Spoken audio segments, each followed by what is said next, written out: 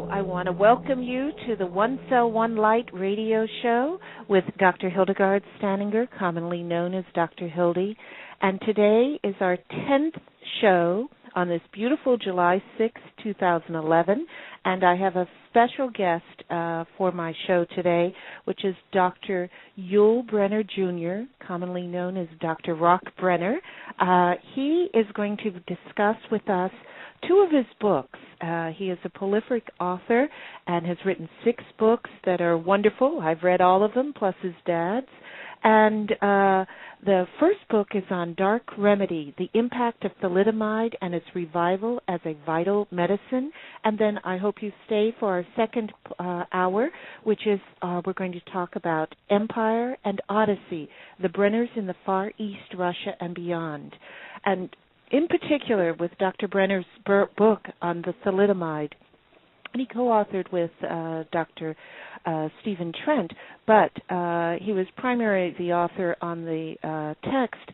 I have a special interest in it because of its use, as it says in the title, the revitalization of it as a vital medicine. And we're going to talk about that because as an industrial toxicologist, and next year I'll be doing 32 years in this field, thalidomide is the drug that was used, and we're going to explain it, and it caused severe birth defects, and it is the standard of what you learn from as a toxicologist. And let me introduce now Dr. Rock Brynner. Thank you very much for being on the show, Dr. Brynner. You're welcome. Thank you for inviting me, Hildy. Oh, you're welcome. I am very, very honored, and I take this as a thank you for being here very much. I'm delighted. The book, as we know, Dark Remedy, you wrote that in 2006. And no, 2001, 10 years ago. Excuse me. Then it went into publication. Excuse me. And then also, of all the chemicals that are out there in the environment and also that are used in medications, can you give our audience how you picked that topic? What was going on? That because your writing is very diverse. It goes from hardcore history to hardcore science, because this book is in the medical and science classification of text. And at the same time, you've written novels. Mm-hmm. So I find it very interesting. And I do enjoy your writing. And it's very important, audience, because Dr. Brynner's books, and any of them that you've read, they have the most beautiful index, the glossary, and so that you can find the references within the text. And many texts out there now don't have what should be done, as we all learn in creative writing and professional writing in the years that we have to take it in school, those required courses. So I've talked enough, Dr. Brynner. Let me turn it over to you. Well, you asked me why, of all the chemicals in the world, I chose to write about thalidomide, and I think that's a very sweetly comical way of looking at it. I think that's your way of looking at it as a toxicologist. I didn't, in fact, look at the world and look at all its chemicals and say, which one shall I write about? What happened was that in 2001 I was discussing another book with the publisher in Cambridge, Massachusetts, Perseus, where I had just written my previous book about climate change called The Doomsday Report. And as a result of that, Perseus was talking to me about co-authoring a book about how climate change is producing new epidemics. Most obviously, malaria has spread very dramatically and has climbed higher and higher up mountains in mountain communities because of the gradual warming and the ability of mosquitoes to travel to new, formerly too cold locations. Anyway, that scientist at Harvard who was looking for a co-author decided he didn't want to write the book. And at that point, the publisher asked me if I would be interested in co-authoring a very different book with a very different scientist, Dr. Trent Stevens, who is an embryologist at in Idaho, I do believe. Mm-hmm. No, in Utah, yes. Of course, in Utah. And he had just spent 25 years as an embryologist trying to establish exactly the chemical mechanism whereby thalidomide had caused birth defects during its use by the public from 1957 till 1962. And so that's all he had. He was a very interesting man and very dedicated scientist. He wasn't much of a writer at all, and he wasn't an historian at all. So I was invited to write a book basically around his one chapter, which explains the exact mechanism of action whereby thalidomide caused the birth defects. So that's how it came about. But when the publisher asked me if I would be interested in this project, I surprised the publisher significantly when I said, well, yes, as a matter of fact, I would, because, remarkably enough, I had taken thalidomide. And that was something the publisher didn't know.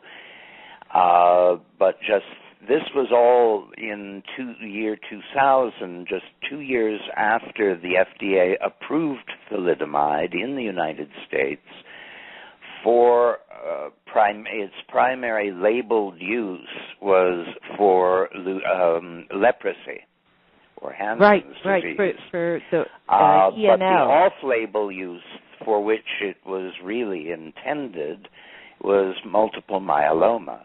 It was already known by then from testing mainly abroad, but also here, that thalidomide would represent the first significant advance in the treatment of multiple myeloma in more than 40 years.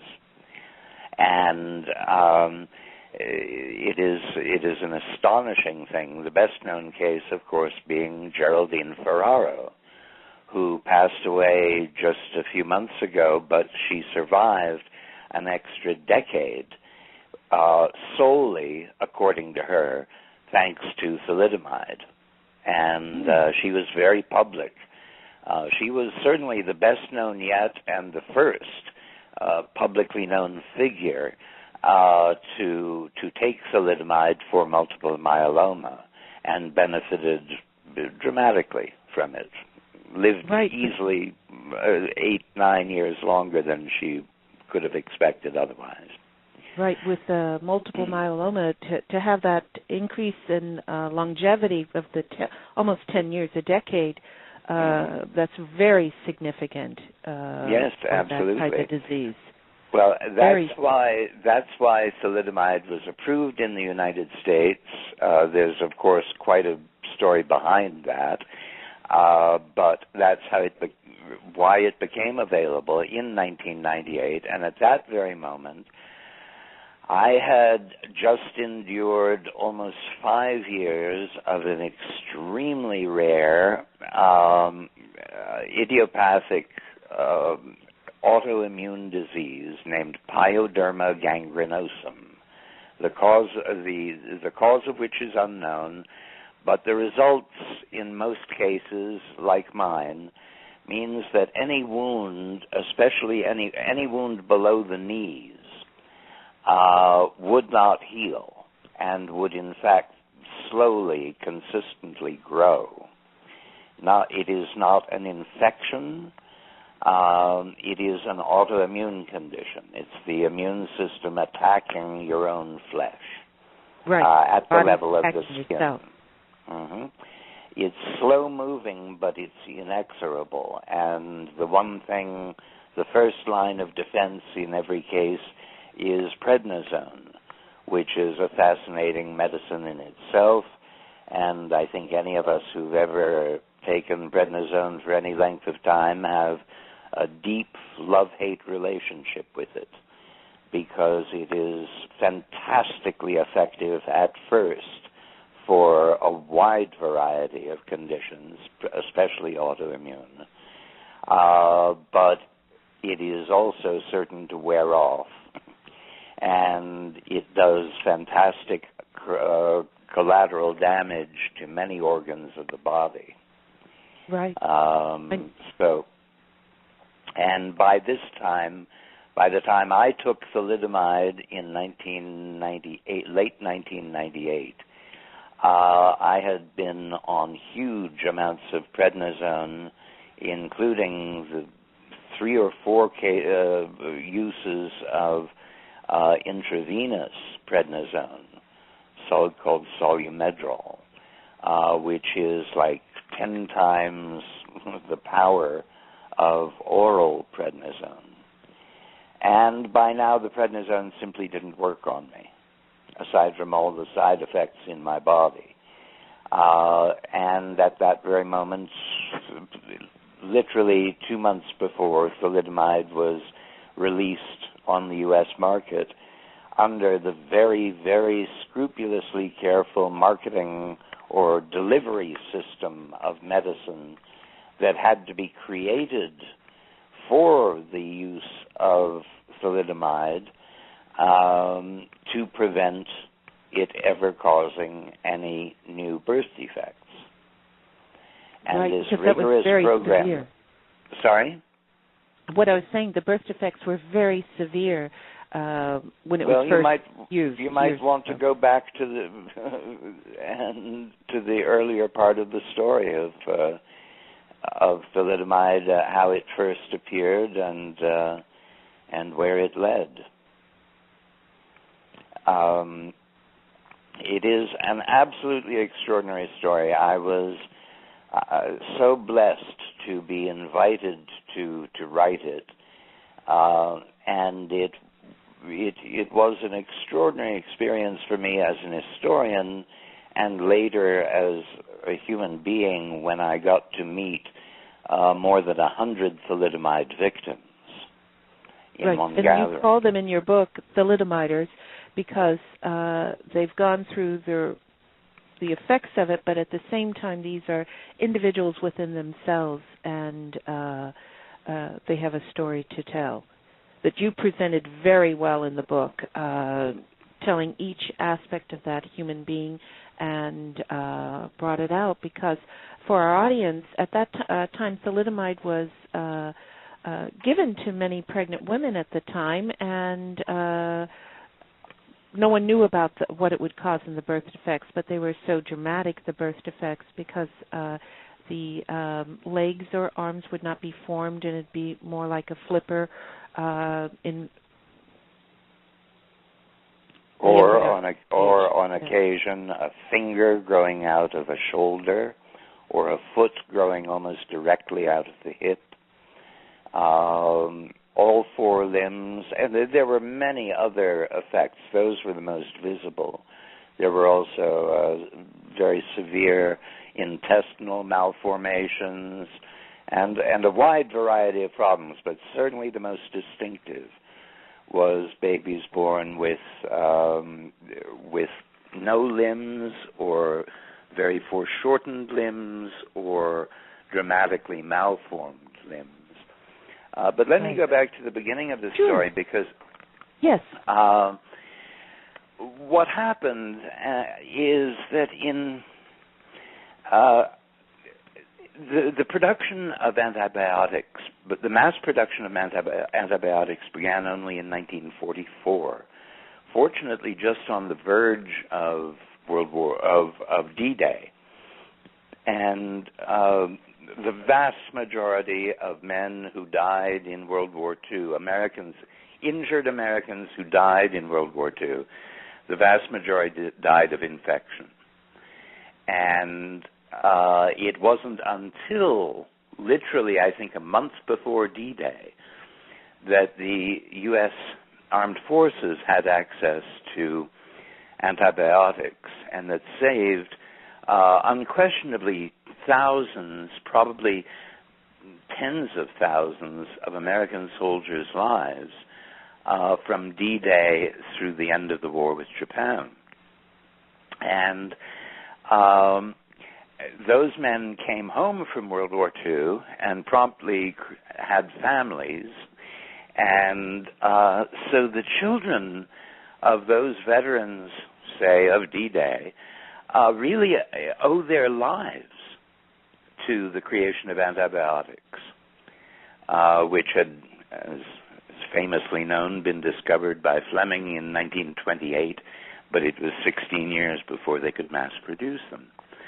So this generation, the baby boomers, 73 million people born between 1946 and 1964, they were really the children of medication, of antibiotics. And at the end of the war, there was a big struggle to find new antibiotics. And around the world, scientists were feverishly looking for new compounds and new drugs. And often, this is very little known and was news to me at first, very often biochemical firms find drugs that are, in the common phrase, drugs in search of a disease. They have the compound. It seems very likely to be bioactive, but no one knows what it's good for. And this is absolutely commonplace. In fact, possibly even a majority of drugs are stumbled upon that way. Maybe not a majority, but a large number are kind of stumbled upon accidentally. And in Germany, a small company named Grünenthal had a research scientist who stumbled upon this compound, thalidomide, which seemed very interesting under a microscope from the get-go. But no one knew what it was good for, least of all the scientist. It is a fact of history, and a curious one indeed, that this particular doctor had served as a doctor in the army of the Fuhrer, the Third Reich, and in fact had been a doctor stationed, a Nazi doctor stationed in Poland during the war. Now, the Nazi regime is not exactly famous for its missionary medical work, and we can assume that this scientist was not there doing good things. But anyway, he was the fellow who in 1954 discovered this compound. The company Grünenthal did some considerable testing with the drug. Contrary to popular knowledge, the company actually did tests with rabbits and with a variety of laboratory animals to see if there were bad effects. There were absolutely none on animals. And with rabbits and a few other species, mice and lab rats, the drug did not cause pregnant mothers to produce offspring that were deformed. As it happens, we know now, thalidomide only has teratogenic effects, that is, causing birth defects, in primates. In chimpanzees, it would have been discovered, and in a few other higher primates and human beings, but not in the test animals, which were the common test animals of that time.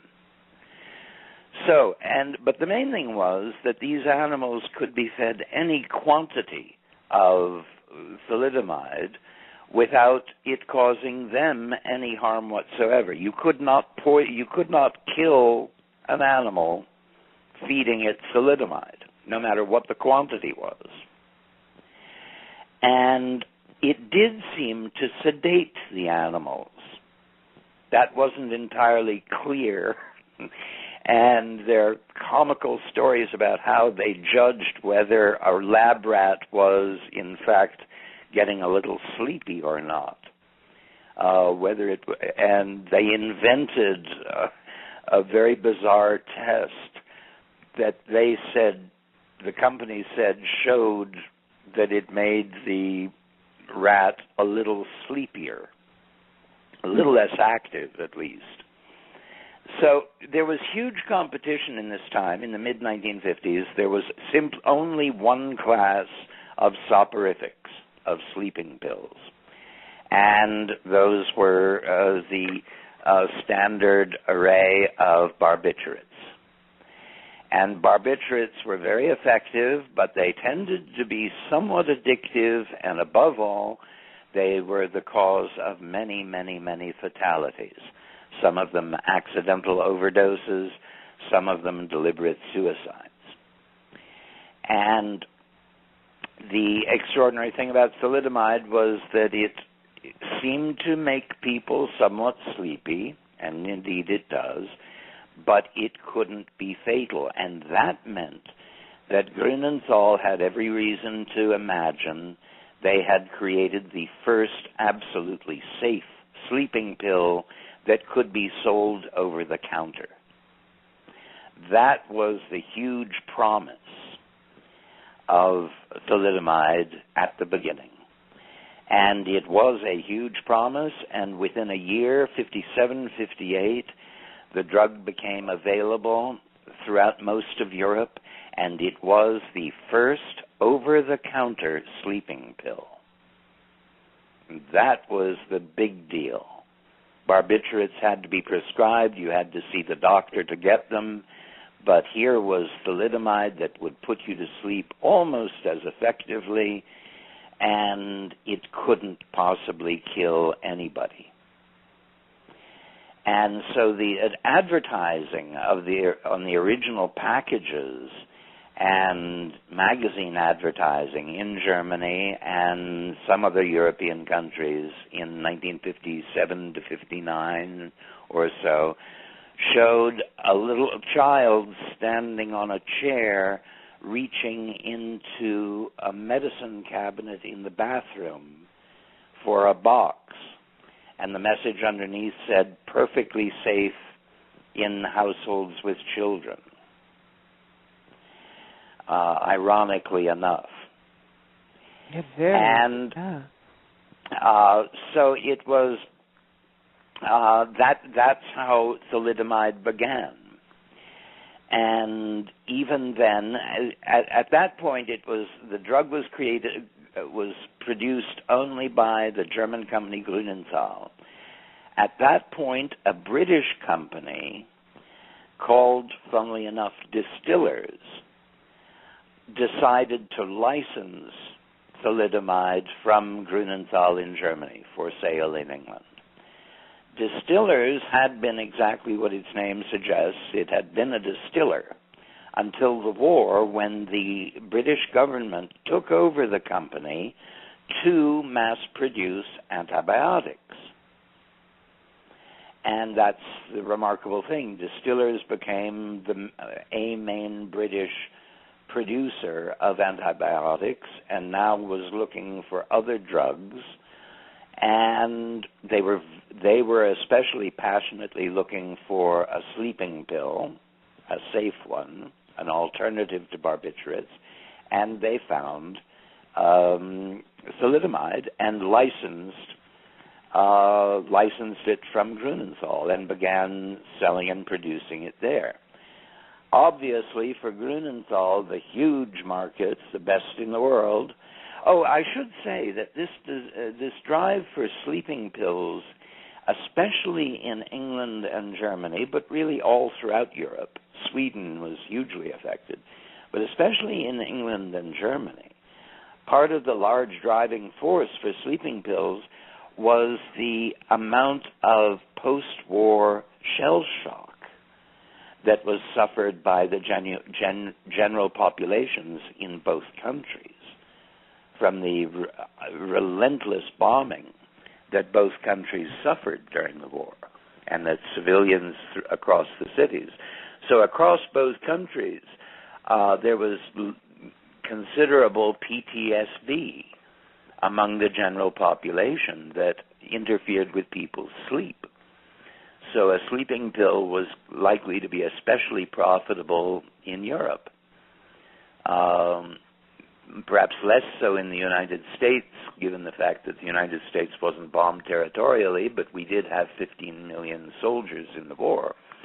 So that was one of the driving forces, and now Grünenthal begins trying to market or begins offering thalidomide to American producers.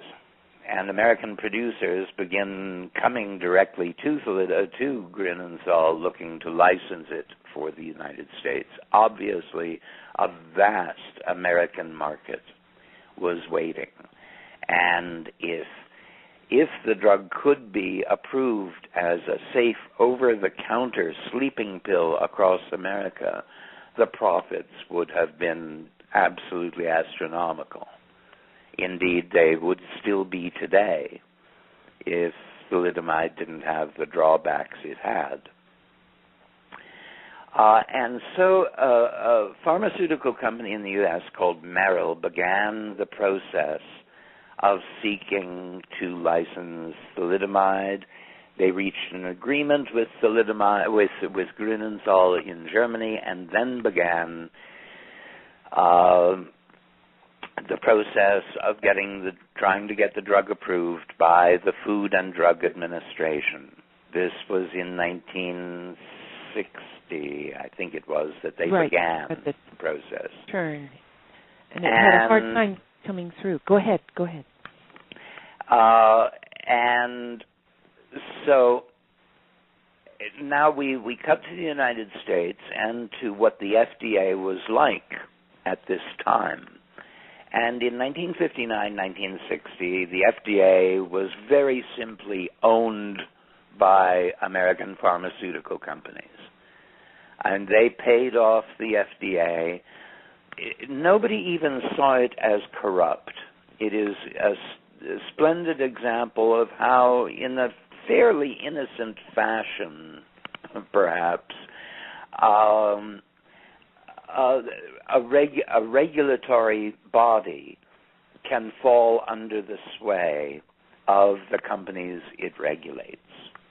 And such was the case that I know that there was a major restaurant in Georgetown in 1959-60 where several drug companies had a weekly reservation for a dinner for 6 or 8, always paid for by a pharmaceutical company. And those sort of agreements and buddy-buddy things, that was the norm. That's the way it worked. And it was just that simple. And it probably would have gone on in the same culture had it not been for one utterly remarkable woman. Actually, 2 or 3 remarkable women, but there hadn't been a major FDA seat given to a woman yet.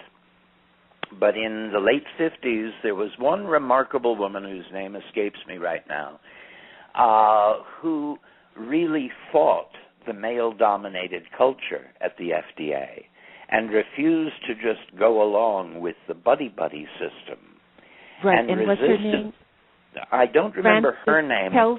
Frances Kelsey? No, I'm not talking about her yet. I'm talking about a previous woman who was Dr. Kelsey's mentor.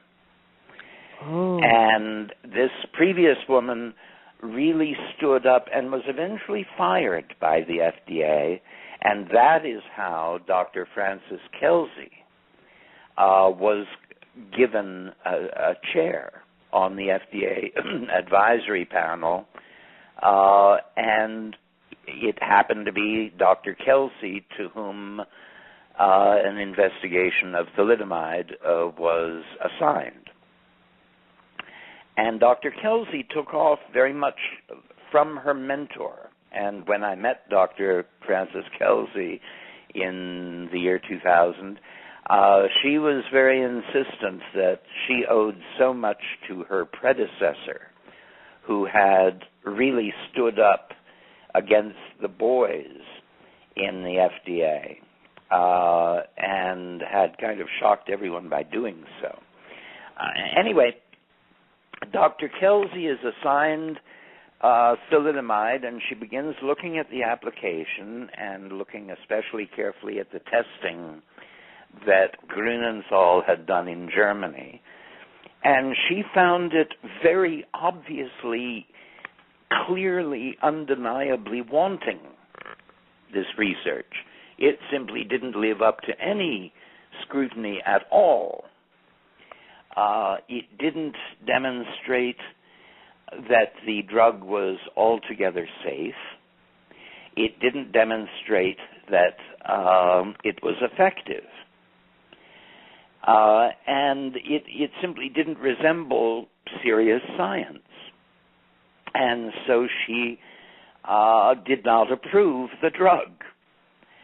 And yet, rather than simply throw it out, what she pointed out in her response to the initial application, the deficiencies of the work, and returned it, asking for more testing. And that happened again. And when a drug was not approved, the drug company had to wait 6 months before submitting it for reapproval. And so 6 months later, they resubmitted the drug, which in the United States would have been called Kevadon. And they resubmitted it to her, and once again, they had done a little more research, but nowhere near enough, and she refused it again. Well, at this point, the drug companies, Merrill in particular, began calling their buddies way up the chain at the FDA, calling for Dr. Kelsey to be fired or replaced for this drug or forced to approve it, whatever it took.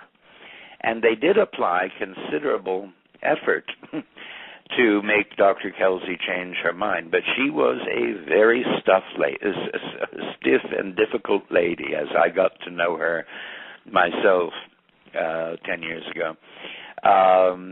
She was Canadian, from the countryside. She had been a country doctor in Canada in some pretty rough terrain and difficult weather circumstances before marrying a fellow and moving to join him in Washington and then landing this job. So she was simply not about to allow her scientific opinions to be dictated by anybody. It was that simple. And so she continued, I think 4 times all in all. She refused the application to allow thalidomide to be produced in the United States.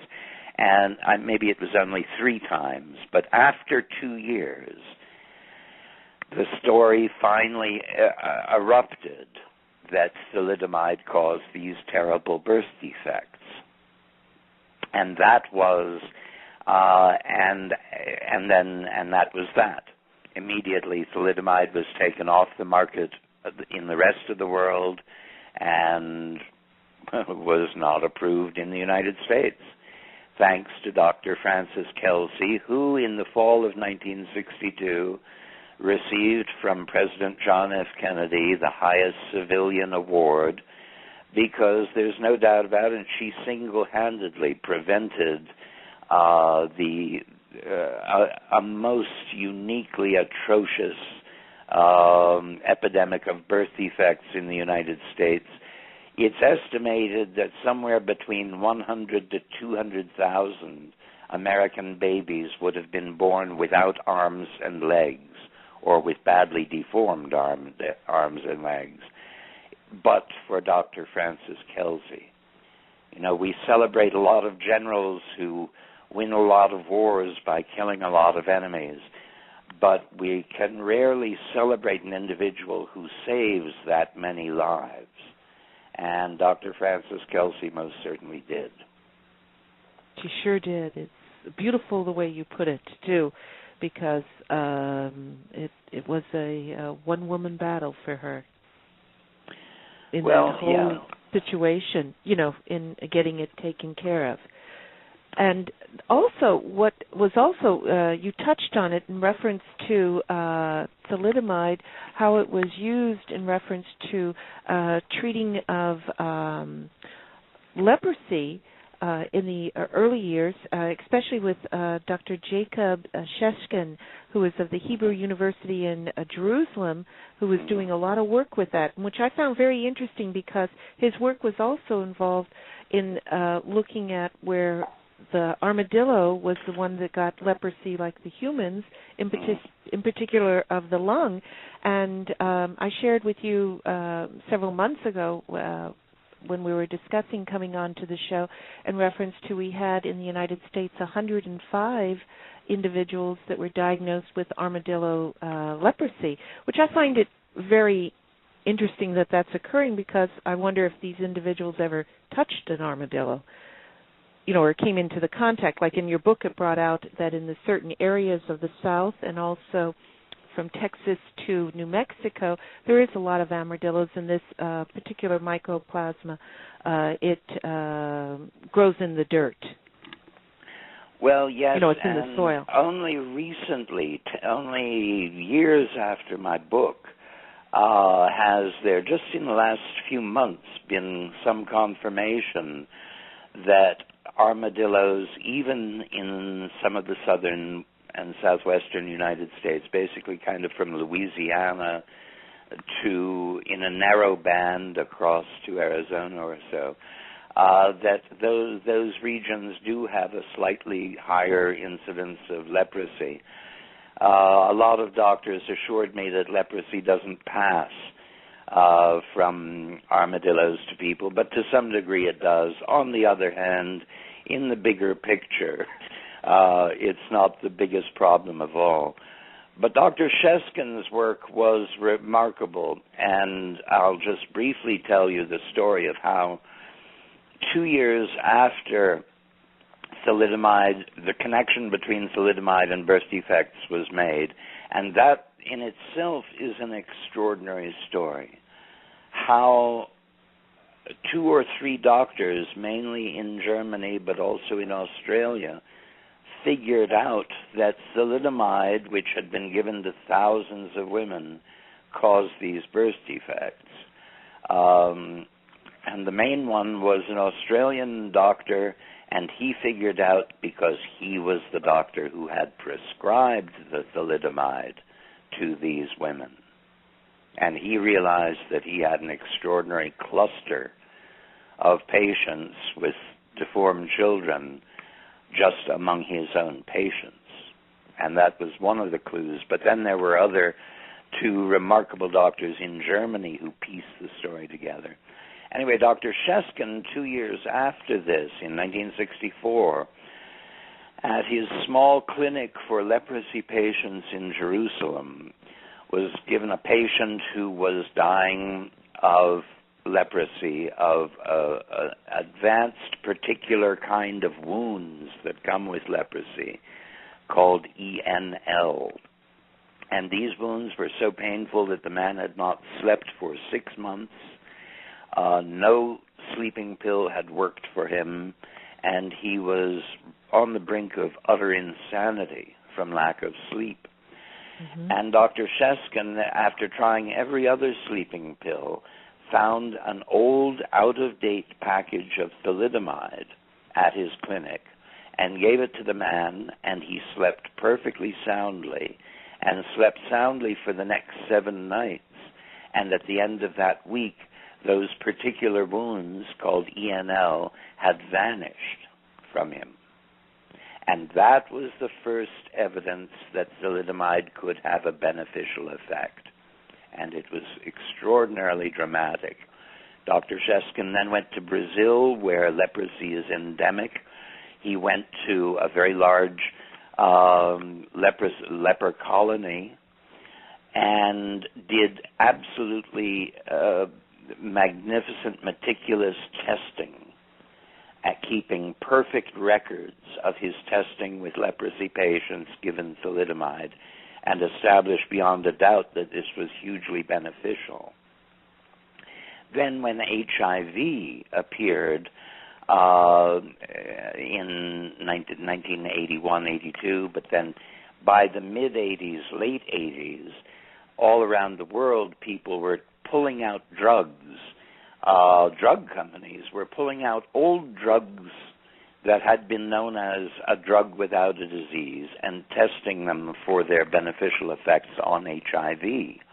And indeed, the key drug of the HIV cocktail, AZT, was a drug that had been discovered in the mid-1960s, but no disease had been discovered for which it was beneficial. So in the mid-1980s, they went back and tested it and found AZT was remarkably helpful. Similarly, with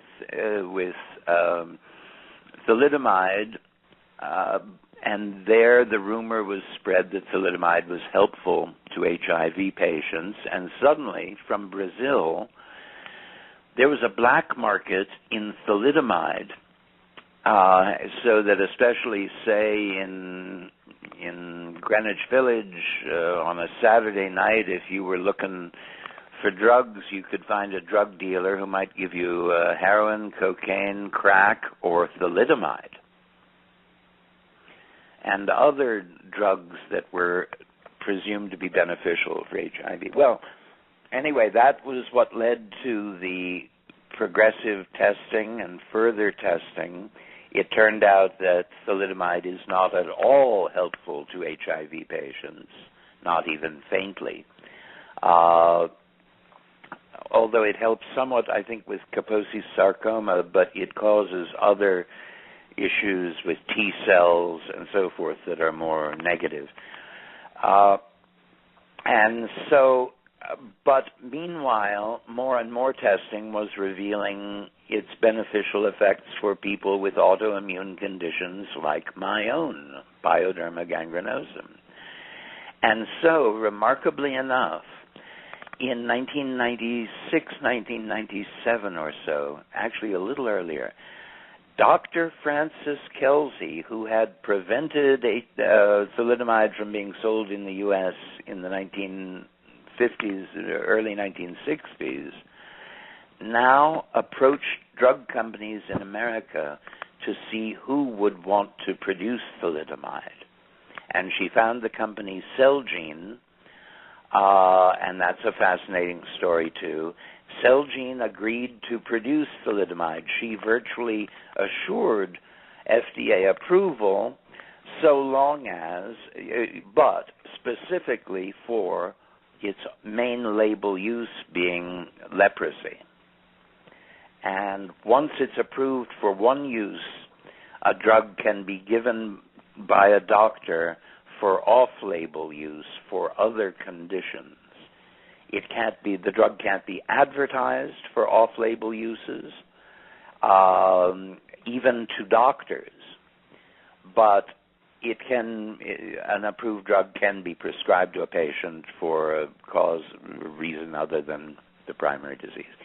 So that is how thalidomide came back, and remarkably, thanks to the same individual, Dr. Francis Kelsey, who, when I met her, she was 84.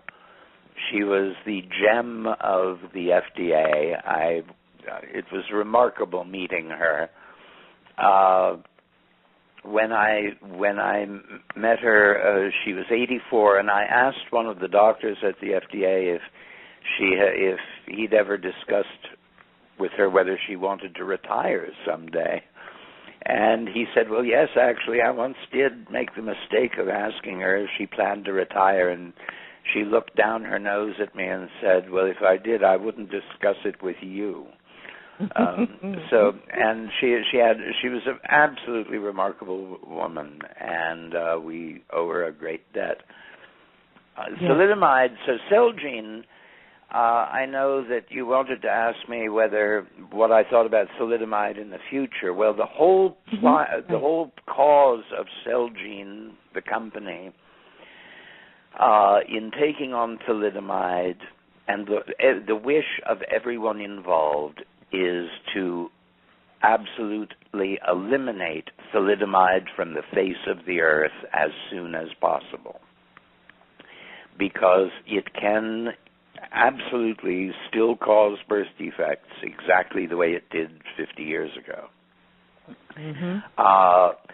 And so the whole purpose of Celgene was to produce thalidomide and in the meantime explore analog drugs that could be even more efficient for specific reasons. And that is indeed what they have done. And they are in the process of testing about a half dozen drugs. The most successful that is available is Revlimid, and this is tremendously valuable for a variety of severe autoimmune conditions. It has, I think there are some teratogenic concerns with it, but it certainly is not the kind of problem that thalidomide was.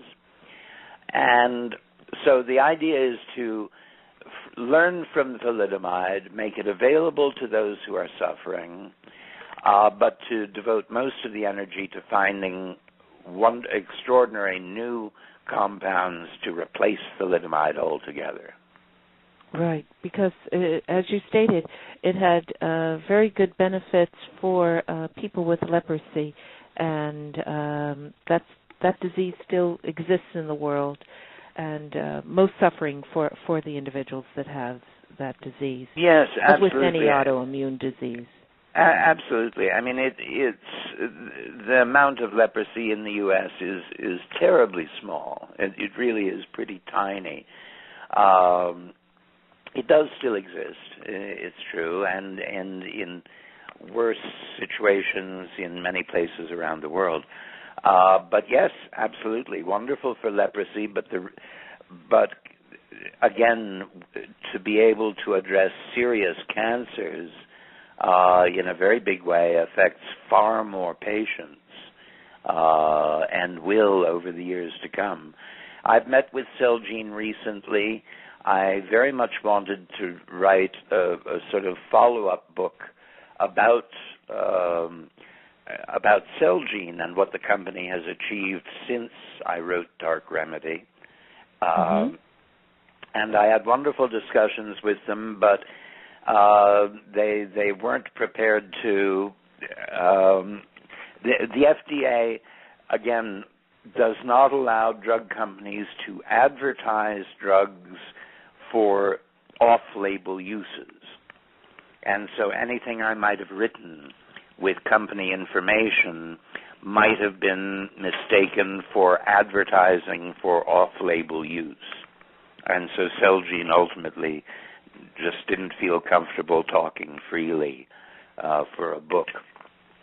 But nonetheless, their work is commendable and driven by really remarkable scientists who I admire.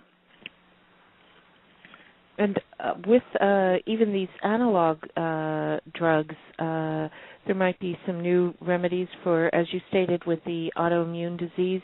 And autoimmune disease, you can see the effects primarily like in rheumatoid arthritis because the individual's fingers get deformed or their bones, etc. But in some of the autoimmune disease, you physically don't see it, but these people do suffer, and it is more research and more activity in looking at natural botanicals or even synthesized medications for formulations would be needed for these types of disorders, because I personally feel that with all the pollution that is occurring in the world today, and as you stated earlier in the show, with mosquitoes going higher in the mountains and surviving cold atmospheres for diseases like malaria, it's many research and many answers are going to be needed because cancer alone has gone up 300%. After even the introduction of fungicides, certain fungicides that made butyl isocyanate, thus the cyanide compound, and caused reactions that way, as with many effects when you have a compound that interferes with the production of the B vitamins, in particular folic acid and folate and vitamin B12, you end up with babies with spinal bifida or babies with no eyes. All of these chemicals, from an industrial standpoint or an environmental pollution standpoint, are now in our environment, and more so than ever as it was in the past. And our regulatory agencies, as you so nicely put it at the beginning of the show, well, in my words, they monitor only certain amounts. And when you have over 1 million registration of industrial chemicals with our American Chemical Society, for their little chem abstract number, but we only monitor for 100 or monitor for a certain amount, or like air pollution, we only monitor for 6 parameters and then rule out certain particle size. It's very important that we look at the whole thing, because our bodies and our environment doesn't differentiate. It absorbs it all. Well, that's true. On the other hand, everything needs a very good balance, because neither you nor I would want our government to pump billions of dollars into needless testing. That is to say, the government regulatory agencies cannot and should not try to stay ahead of the production of. They can't forecast what the next new chemical is going to do. That's true. We don't right now want them to spend that much money of our taxpayer money, to be that ahead of it. Same with the Gulf oil spill. Suddenly everyone was blaming Obama for the oil spill and saying, why isn't he down there, with an aqualung, plugging up the hole? And why doesn't the agency have the equipment to rush in and stop the leak? It's because we can't, government regulatory agencies cannot and should not spend that much money anticipating possible disasters. And so yes, absolutely. And Hilda, you're too young to remember, but I lived in LA in the early 1950s. And you can still find somewhere, I'm sure, photographs of how thick the blanket of smog was over the LA basin. Yes. It was this thick, dark brown cloud that sat maybe 1,000 feet above the ground, from the Santa Monica Mountains down, filling this bowl. And, so there has been progress, but that bowl is still there, and the particles that are in the air where you live, aren't as visible as they were 50, 60 years ago. Right, because I remember they talked about, brown smog, et cetera, here, just as they had in Miami and that, but it got stuck here, and now it's totally different. Well, it is. You can't see a blue sky. More than anything, the catalytic converter changed that. Right. We should remember, there was no such thing as unleaded gas back then. It was all leaded. Correct.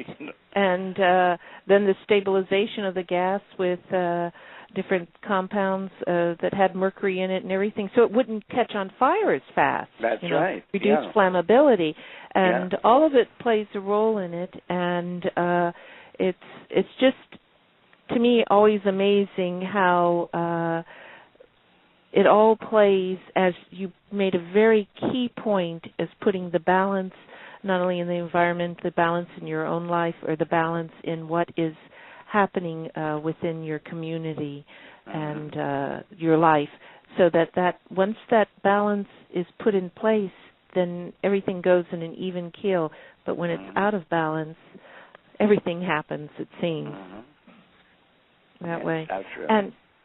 And before we leave, because we're going to be coming up on the hour in about 2 minutes, with Dark Remedy, and you've already said that you were working on a book with Thalidomide, but that has been canceled.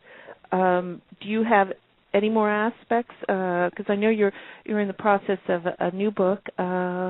Yes, I am. And can you say what that's about, or I the can. title? I think I can. I hope I can suggest what it's about just with the title. And the title of my new book, which will be out, I hope, by the end of next year, 2012, is Braver New World, the cultural impact of modern medicine. And what this book is about is basically how profoundly the practice of medicine has changed within the lifespan of the baby boom generation. So go back to exactly how medicine was in the 1950s, and to look at the extraordinary ways in which our culture has been changed by medical innovation, from in vitro fertilization to DNA analysis to all the cosmetic surgeries, to organ transplant, or even organ growing, meaning and organ growing, absolutely, but also the fact that in all of our living rooms, with all of our children gathered around the TV show at night, suddenly an erection that lasts 4 hours or more is commonplace conversation. All of this as a result of, and every aspect of our lives. Who's the greatest baseball slugger ever? Well, that depends on which doctor did the test. You go to, and it's beyond Babe Ruth. Yeah, in the end, that's a medical decision. Right, and that is going to be a fantastic book. But the very definitions of life, for example, in the case of Karen Ann Quinlan, what is life and what is death, to all the questions raised by in vitro fertilization. So in 1931, Aldous Huxley wrote Brave New World, imagining a future 500 years from now when babies would be produced in bottles. Well, no, we can't do that. But just 80 years later, a couple can choose a sperm donor, an egg donor, and a surrogate. And thousands of American babies are produced every year that way, and God bless them, bringing joy to the vast majority, no doubt. Right. Well, we have our music, and we're going to continue with your new book, and we're going to go into the second half. Please stay on. Yep.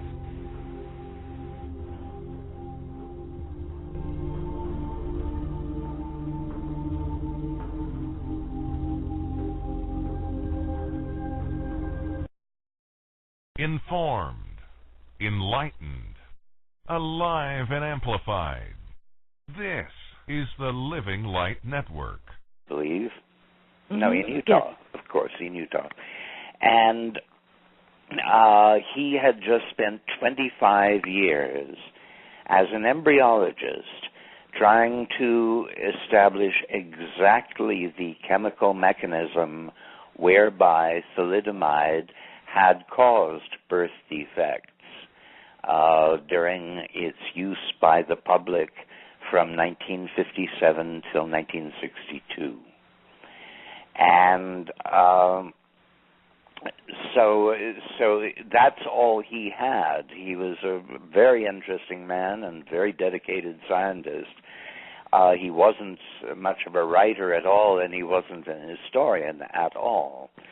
So I was invited to write a book basically around his one chapter, which explains the exact mechanism of action whereby thalidomide caused the birth defects. So that's how it came about. But when the publisher asked me if I would be interested in this project, I surprised the publisher significantly when I said, well, yes, as a matter of fact, I would, because, remarkably enough, I had taken thalidomide. And that was something the publisher didn't know.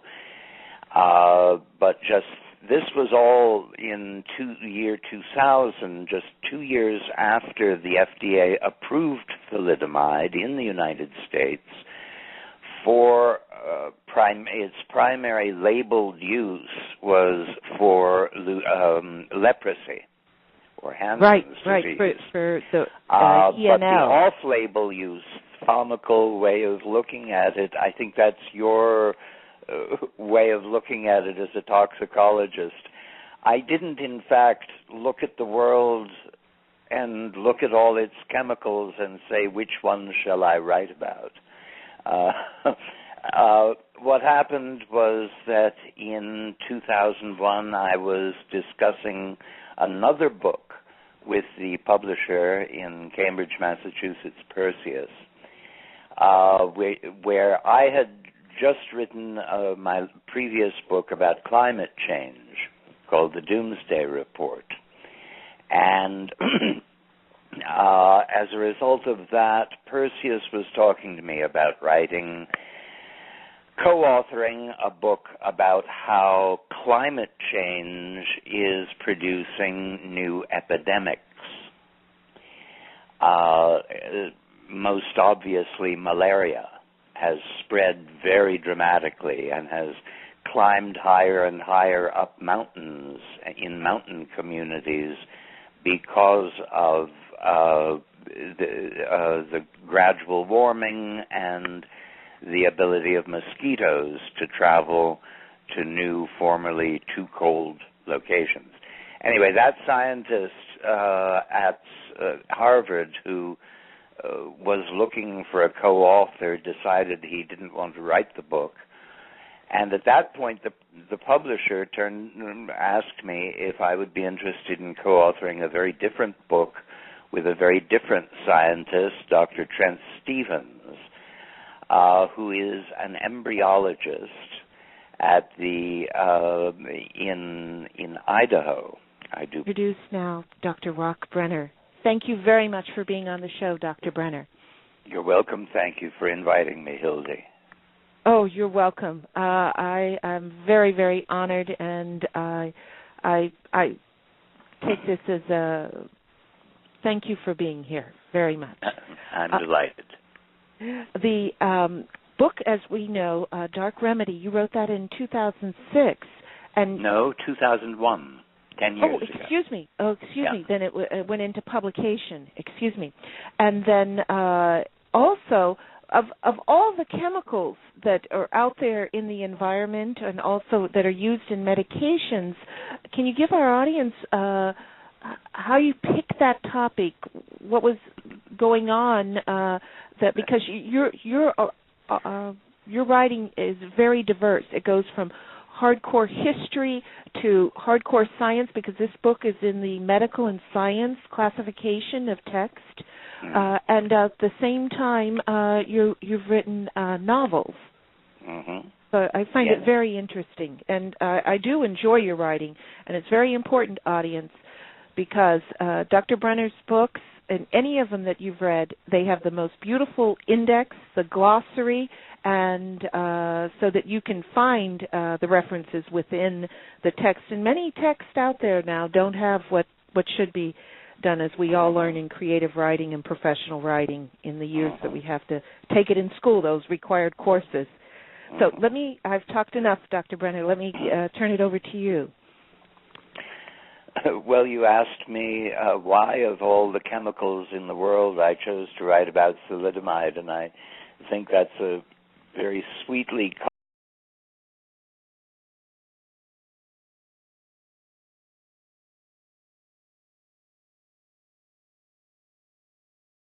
Hello, I want to welcome you to the One Cell One Light radio show with Dr. Hildegarde Staninger, commonly known as Dr. Hildy.